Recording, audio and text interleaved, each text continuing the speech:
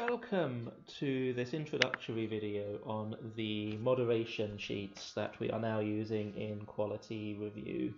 So traditionally, reviewers have simply used the in-text comment function in Microsoft Word in order to review items. We are changing that, and we have produced what we are calling moderation checklists. So these are based upon the checklists that we have currently been using, but they have also been expanded and updated. So this is a checklist for a B2 paragraph matching task, and it is based upon this item which was submitted on Waterfalls. So if you remember, in my introductory video, I alluded to a inverse triangular approach to quality review, whereby we start by considering the item quite broadly and then working down to more specific aspects. So item status here refers to whether the item is green, orange, or red. If the item is red, this is usually something you can see quite quickly. It's usually quite a big issue that makes something red, in which case you will simply assign it red here, and then there won't be any need to go through these individual comments. Instead, in the event of an item which is red, you will provide an overall, more holistic comment explaining why, and helping the item writer to avoid such issues in the future. Typically it will be orange, and this means that there will be some comments. So you can see here that we begin with qualitative aspects, and these are coded as QL1, QL2, and QL3, etc. And then, having considered the qualitative aspects of the text, you will go on to the more quantitative aspects, such as word count and lexical level.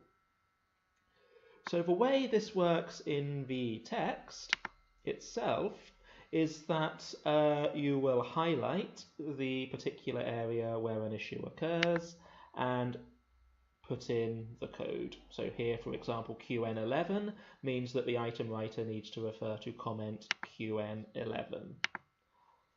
So this would be a quantitative comment, QN11, and the issue is described here. So the issue in this case is that waterfall is K7, which is quite a high-level word, and it's also quite central to the text.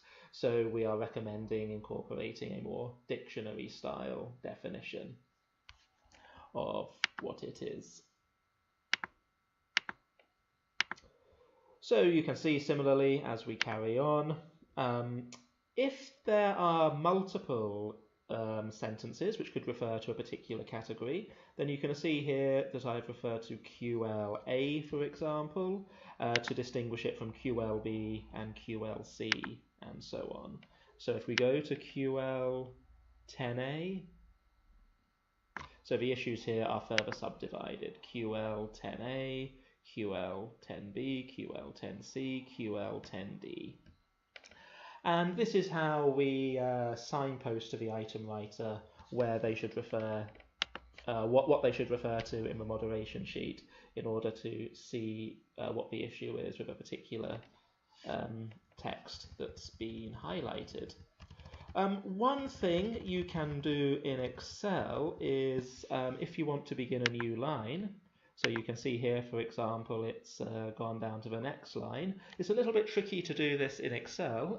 If you wanted to do this in Word, you would simply press Enter, but if you did that in Excel, then it would take you to the cell below rather than the line below.